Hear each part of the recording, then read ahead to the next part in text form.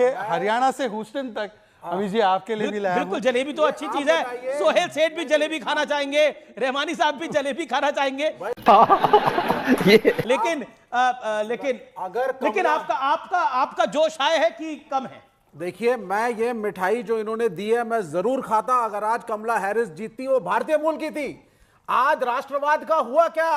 शहजाद पूनावाला जी, आप तो राष्ट्रवादी थे, देश प्रेमी थे, भारतीय सबसे पहले थे। वहां वो अमेरिका फर्स्ट वाला जीत गया और आप मुझे जलेबी खिला रहे हैं, बताइए साहब जी। तो ये नीति कुछ क्लियर नहीं लगी मुझे। और अमीश भाई, एक काला अध्याय अमेरिका का शुरू हुआ है मेरे हिसाब से।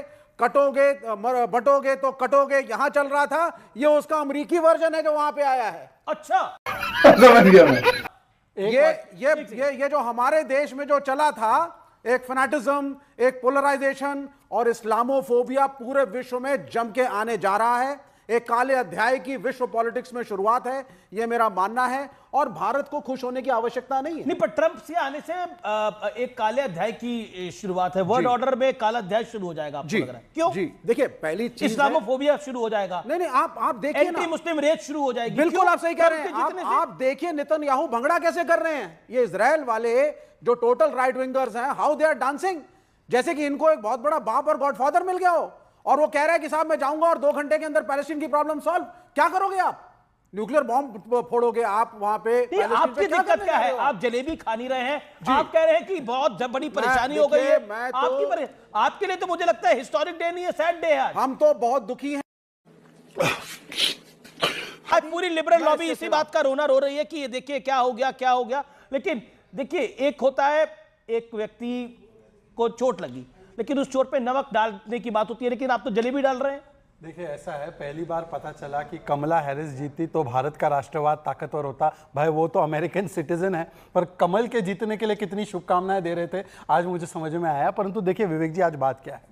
आज इसलिए खुशी का दिन है, जलेबी इसलिए खिला रहा था क्योंकि अब हम सबसे पुराने और सबसे बड़े लोकतंत्र होने के नाते एक दूसरे लोकतांत्रिक देश में लोकतांत्रिक तरीके से एक राष्ट्रपति चुना गया है, तो इस पर मुंह मीठा करना चाहिए। उसकी पॉलिसीज क्या है? पर सुनिए ना, जो बैलेट वाले हैं और जो बुलेट वाले हैं, अब जो बुलेट वाली मानसिकता है जिनकी, तो बैलेट पे कुछ नहीं होते। वो कह रहे ये बड़ा सैड डे है, ब्लैक डे है। मैं बताता हूं, इनको इस्लामोफोबिया नजर आ रहा है। वहां पर चाइना तोप लगा लगा कर मस्जिदों को तोड़ता है, वहां पर मोहम्मद नाम नहीं रखने देता, कुरान पाक को जलाता है, और जिंजियांग प्रोविंस में मिलियन चाइनीज मुस्लिम्स को उसने कैद करके रखा है। इसमें इस्लामोफोबिया नहीं आता। हाँ, उसमें इस्लामोफोबिया क्यों बोलेंगे ये लोग? दूसरी बात मैं आज पूछना चाहता हूं, देखिए आज एक और चीज की जीत हुई है, हरियाणा से ह्यूस्टन। ये जो संविधान खतरे में है ना, ये नैरेटिव ध्वस्त हुआ है। ये जो फेक न्यूज के नाम पर चलाया जाता नैरेटिव है वो ध्वस्त हुआ है। डेमोक्रेसी खतरे में है, वो ध्वस्त हुआ है। बांटने की राजनीति ध्वस्त हुई है।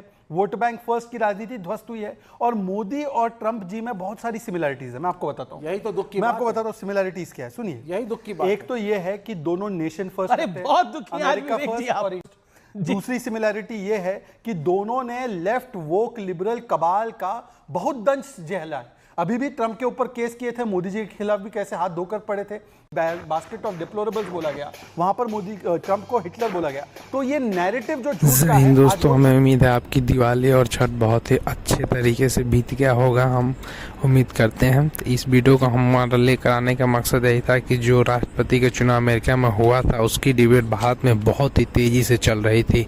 कमला हैरिस जीत रही हैं तो इस पार्टी का सपोर्ट होगा, अगर डोनाल्ड ट्रंप जीत रहे हैं तो इसकी पार्टी का सपोर्ट होगा। लेकिन हाल ही में पता चला है कि वहाँ डोनाल्ड ट्रंप जीत चुके हैं और अब वहाँ के राष्ट्रपति वो बनने वाले हैं। और ये माना जा रहा है कि वो हिंदू का और भारत का बहुत बड़े सपोर्टर और मोदी जी का भी खास फैन है। और उन्होंने अभी भी टिप्पणी करी है कि अगर वो जीत के आते हैं तो बांग्लादेश में जो हिंदुओं पर अत्याचार हो रहा है उस पर वो खुलकर बोलेंगे। और वो जीत चुके हैं तो ऐसी उम्मीदें लगाई जा रहा है कि वो सबसे पहले इस पर काम करेंगे। यह देखकर पाकिस्तान अब डर समझ गया है कि अब उसके बाद उसकी बारी आने वाली है। तो आपको क्या लग रहा है? इस पे नहीं खाएंगे भाई। अगर कमला हैरिस हरियाणा में भी नहीं खाया, ह्यूस्टन में भी नहीं खाया, के खिलाफ है, इस्लामोफोबिया करेंगे डोनाल्ड। बिल्कुल करेगा, बिल्कुल करेगा। एक सेकंड, इस्लामोफोबिया करेंगे। ठीक है, okay, 5 second stream Rahmani. Hamas आपके लिए इस्लाम है?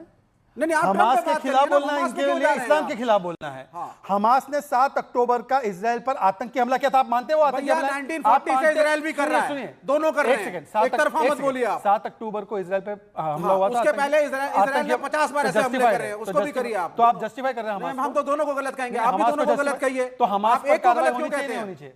नहीं, इजराइल में भी होनी चाहिए, Israel is a terror state. नहीं करते। देखिए, Hitler, Modi Hitler, Trump Hitler, Modi के समर्थक जो है राक्षस, ट्रंप के समर्थक जो है गार्बेज, ये जो लेबलिंग करते हैं ना, ये सोरोस एजेंट्स, आज तहसीन पूनावाला, सोरोस के एजेंट्स, यूट्यूबर्स और इस प्रकार के सारे मंडली और कुछ ये इस प्रकार के भी लोग, लेफ्टिस्ट, ये सारे लोग बहुत गम में आज हाँ? सोरोस की एज क्या है? सोरोस की एज क्या है मुझे क्या पता, जॉर्ज आपको पता सोरोस होगी? की एज है 95 साल।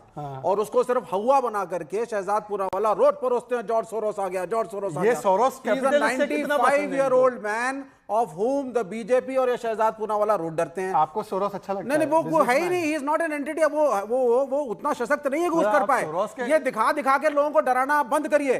ट्रंप एक इस्लामोफोब है, वो दुनिया के अंदर एक काला अध्याय लाएगा और वायलेंस होगी, हमें उससे बचना है। नहीं, और पर ये हमारे आप देश के लिए predict ठीक कर नहीं रहे है। हैं। मतलब कमाल है, ये बात तो मोदी के लिए भी आपने बोली। 10 साल क्या 20 साल से आपने मोदी के लिए बोली, 2002 से आपने बोली। भाई पोलराइजेशन तो हुआ कमाल है। में भी। आपने कहा, कमाल है। आपने कहा, नहीं, आपने कहा कैसे सॉल्व करेंगे? अच्छा एक सेकंड, पैलेस्टीन की प्रॉब्लम कैसे solve? कैसे है? इसलिए इस्लामोफोबिया कैसे है जी, वो एंटी मुस्लिम कैसे है? 3 पॉइंट में इसलिए उसने अपने सारे इलेक्शन कैंपेन में इस्लामिक टेरर जानबूझ करके बोला है। उसने जानबूझ करके फिर डेमोक्रेटिक वोट्स को लेने के लिए हिंदूज के वहां पे उसने जुमले फेंके हैं, जबकि टोटल एंटी इंडिया हिंदुओं को टारगेट किया जाए, ट्रम्प कनाडा में हिंदुओं को टारगेट किया जाए, जुमला है, लेकिन फैक्ट। नहीं फैक्ट है तो इलेक्शन के बाद Fact वो क्या है? उसको follow Fact करेगा। है। मैं ये कह रहा हूं कि मुझे जो भारत की फॉरेन पॉलिसी और भारत की इंटरनल पॉलिसी पे क्या इंपैक्ट होगा ये हमें डिस्कस करना चाहिए, बजाय इसके कि हम खुशी में बगले बजाने लगे कि वहां फला हार गया और फला जीत गया। ये हमारा कंसर्न नहीं है। हमारा कंसर्न ये है कि देश की खुशी में नहीं, और दुख में खुशहाली हो रहा है। कोई ओके, रुकावट ओके। इस वजह से शहजाद, कितनी सुंदर बात की कि अमेरिका में कौन जीता है कौन हारता है, हमारा केवल रिश्ता इतना है कि फॉरेन पॉलिसी में क्या होगा। बहुत अच्छी बात है।